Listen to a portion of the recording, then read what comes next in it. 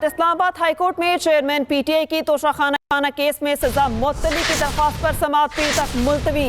Election commission के वकील अमजद परवेज तैयब तबीयत नासाजी के बायस पेश नहीं हुए। मुआवन वकील ने कहा अमजद परवेज की तबीयत ठीक नहीं, उन्हें 2 दिन का बेड रेस्ट तजवीज़ किया गया।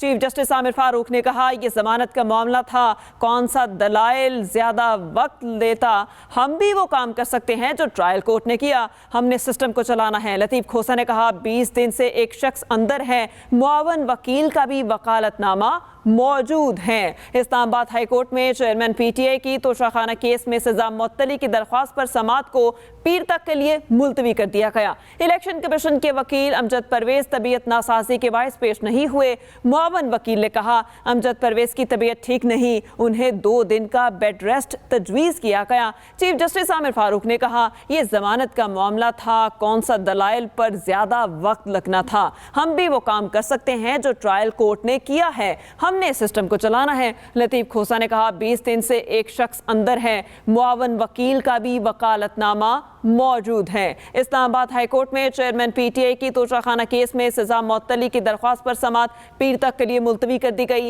इलेक्शन कमीशन के वकील अमजद परवेज तबीयत नासाजी के बायस पेश नहीं हुए। इस पर तफसीलात जान लेते हैं फयाज महमूद से। जी फयाज, बताइएगा, समाअत पीर तक मुलतवी हो गई?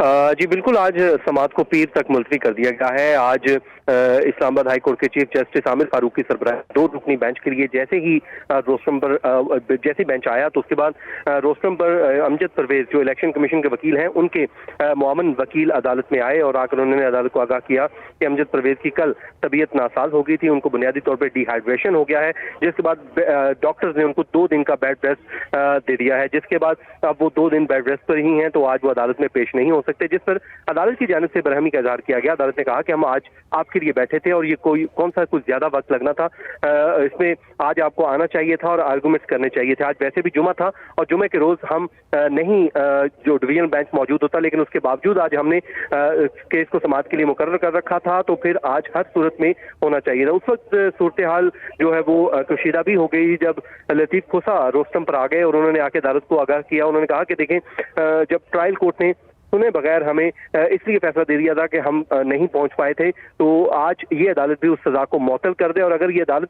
आज सजा मुअत्तल नहीं करती है तो ये फिर अनफेयर होगा। जिसके बाद उन्होंने जो है एहतजाजुल रोस्टम भी छोड़ दिया, क्योंकि अदालत ने जब कहा कि हम इसको पीर के लिए समाअत के लिए मुकर्रर कर रहे हैं, तो फिर लतीफ खोसा ने कहा कि फिर पीर को हम नहीं आएंगे। जैसे ही वो उन्होंने ये बात कही और उसके बाद फौरी बाद वो रोस्टम से पीछे हट गए और वहां से वो चले गए, तो उसके बाद अदालत ने पीर के लिए वक्त मुकर्रर किया है और अदालत ने अहकामात जारी किए हैं, जिसमें कहा है कि अब हर सूरत अदालत पीर को इस केस को सुनेगी और सुनने के बाद फैसला भी देगी। अगर कोई नहीं आएगा तो हम रिकॉर्ड जो हमारे सामने मौजूद है इसी की मौजूदगी में ही फैसला दे देंगे। लतीफ खोसा ने क्योंकि बार बार कहा कि जब ट्रायल कोर्ट ने बगैर सुने फैसला दिया है तो आप भी दे दीजिए और सजा को मुअत्तल कीजिए, जिस पे अदालत ने कहा कि अगर कोई एक गलत काम है तो हम गलत काम नहीं कर सकते। अगर वहां पर कुछ गलत हुआ है तो ये ट्रायल कोर्ट नहीं है, बल्कि ये इस्लामाबाद हाई कोर्ट है और यहाँ पर हम कोई गलत काम नहीं करेंगे, बल्कि मौका जरूर देंगे और सुनने के बाद ही इस पे फैसला भी सुनाएंगे। तो जिसके बाद अदालत ने समाअत मुलतवी कर दी है और आज जो पीटीआई के हामी वकला थे जैसे ही बेंच उठकर गया तो उनकी जानिब से अदालत ने समाअत तक मुलतवी कर दी है। फयाज महमूद, आपका बहुत शुक्रिया, आप हमें अपडेट कर रहे थे।